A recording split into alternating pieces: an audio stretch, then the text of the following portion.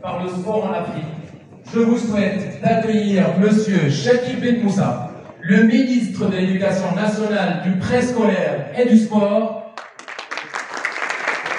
accompagné de Monsieur Mohamed Amin Zaliak, président fondateur de l'ONG Tibu Africa.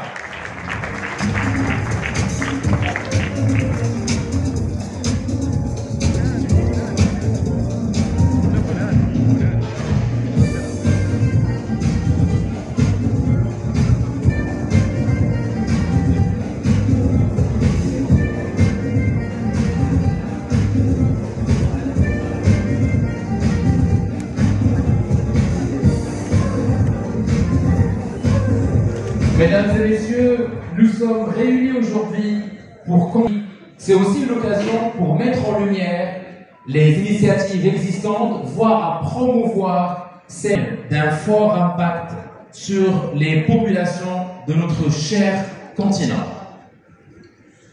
Sur scène, je vous prie, mesdames et messieurs, Monsieur Chakib Ben Moussa, ministre de l'Éducation nationale, du préscolaire et du sport.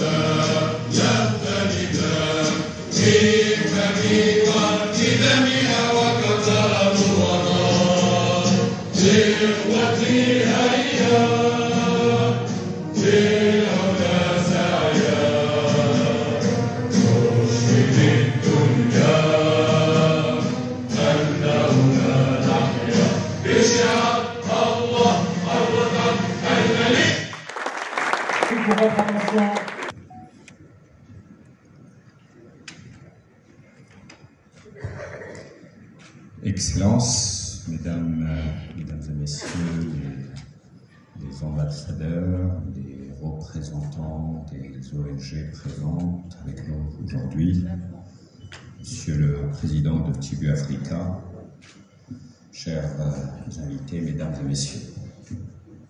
C'est pour moi d'abord un grand plaisir de participer avec vous à l'ouverture de ce sommet sur l'éducation par le sport en Afrique dans sa deuxième édition.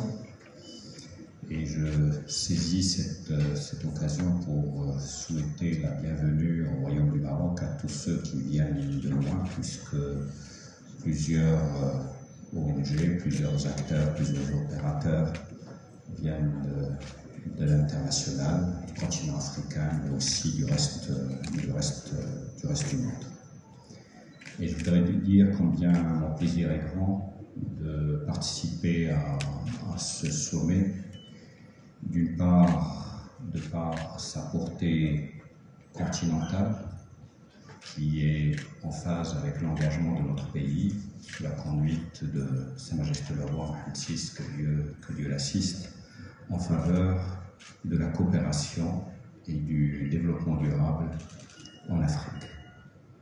Mais aussi par le choix du thème capital humain, le capital humain en lien avec le sport.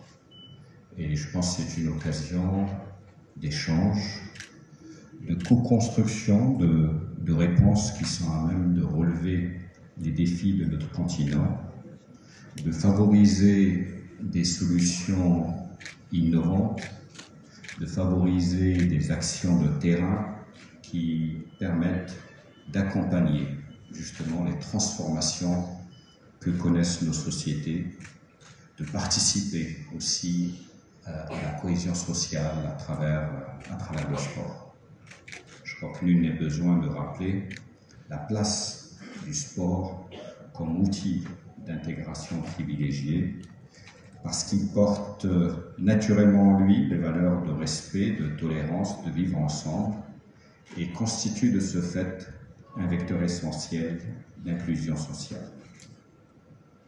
Excellences, Mesdames et Messieurs, associer le sport au sujet de l'inclusion sociale, de la croissance économique et de la protection de l'environnement est à mon sens un choix pertinent.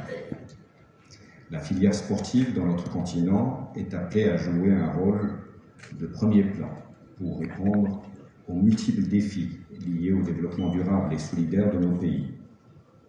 Cet objectif ne pourrait toutefois être atteint que par la mutualisation et la convergence des efforts de l'ensemble des acteurs, publics, privés, société civile, et par la création d'un écosystème vertueux, susceptible de dynamiser le secteur et de générer de la valeur ajoutée. En effet, les pouvoirs publics œuvrent pour la structuration et la professionnalisation du sport de haut niveau en liaison avec les fédérations sportives et accordent une importance particulière au sport de masse, notamment par le biais d'infrastructures et d'équipements de proximité. Cet investissement, qui se fait en partenariat avec les collectivités territoriales et le tissu associatif sportif local, vise à favoriser la pratique sportive comme facteur d'animation, de cohésion sociale et de prévention pour la santé tout au long de la vie.